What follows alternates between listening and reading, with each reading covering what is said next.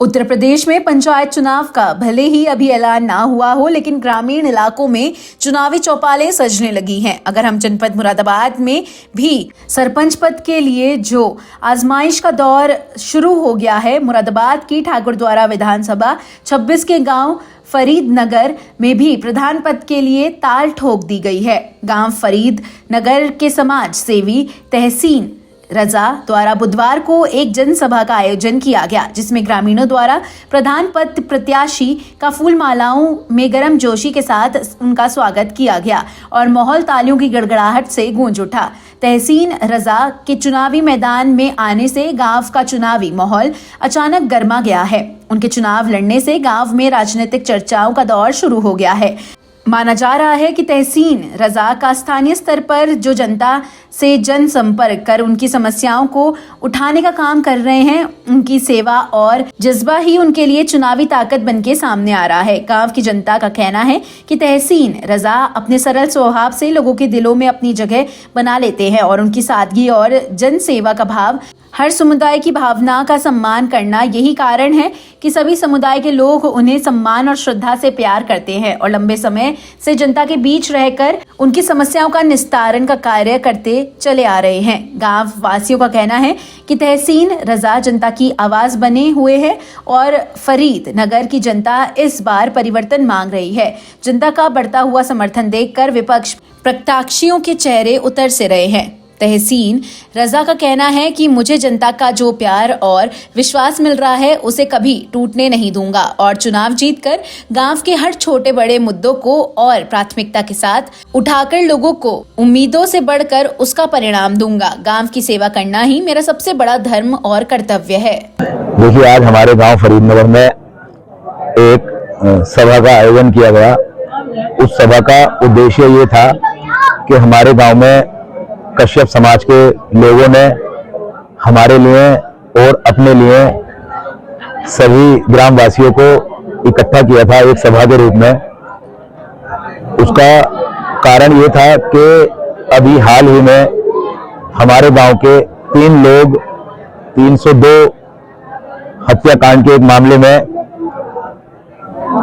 Police की गिरफ्त में आए थे और उसमें काफी बवाल रहा, काफी उसमें तरह तरह की बातें हुई और जब पुलिस के उच्च अधिकारियों ने, चाहे वो जिला स्तर पर हो या वो यहाँ सीओ साहब के स्तर पर हो, जब उस टीम ने इसमें जांच पड़ताल की तो तथ्य सामने आए कि वो एक एक्सीडेंट का मामला था और वो बच्चे निर्दोष साबित हुए और अपने घर आए।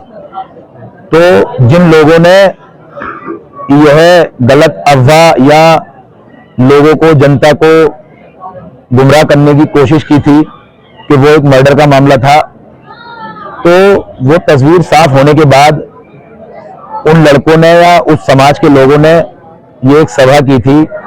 अब जैसा कि आप सब लोग जानते हैं कि उसमें मेरी तो एक बहुत छोटी सी भूमिका थी। भाई, सारी मेहनत या सारा जो हम श्रेय देना चाहते हैं, बधाई के पात्र जो है वो हमारे यहाँ की पुलिस, पूरा डिपार्टमेंट, पुलिस प्रशासन है।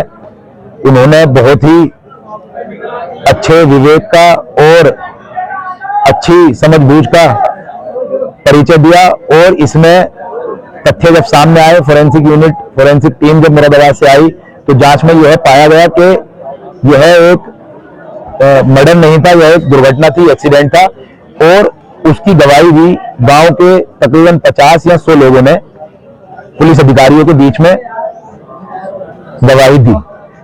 तो इसके विषय में यह एक सभा थी। वही सभा का समापन करके अभी हम अपने कार्यालय में पहुंचे हैं।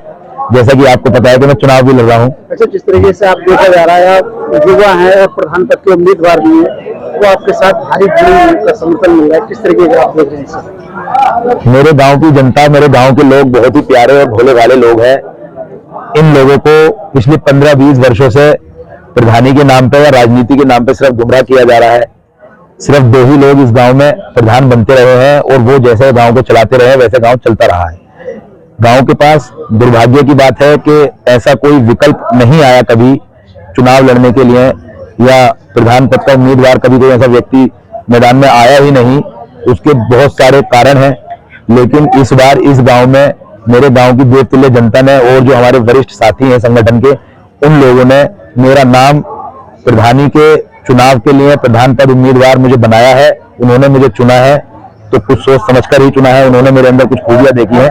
देखा गया तो आप युवा भी हैं और शिक्षित भी हैं, जी। तो किस नजरिए से अपने गांव को देखते हैं? देखिए, हमारे गांव में आज तक कोई भी ऐसा बड़ा कार्य नहीं हुआ है सिवाय नाली और खड़ंजा या छोटे मोटे कार्य कराने के अलावा कोई बड़ा कार्य नहीं किया है। बड़ा कार्य जैसे कि एक अच्छे पंचायत भवन का निर्माण हो और वो सुचारू रूप से चले, जिसमें तरह तरह की सुविधाएं उपलब्ध हो, जिसमें क्षेत्र की जो लोगों की ठाकुर द्वारा जाते हैं लोग समस्याएं हैं, चाहे वो बिजली से संबंधित हो, चाहे वो किसी की जमीन से संबंधित हो या छोटे मोटे कार्य, वो कार्य हम वहीं निस्तारण कर सकें। ऐसा एक ग्राम पंचायत भवन हम बनाना चाहते हैं।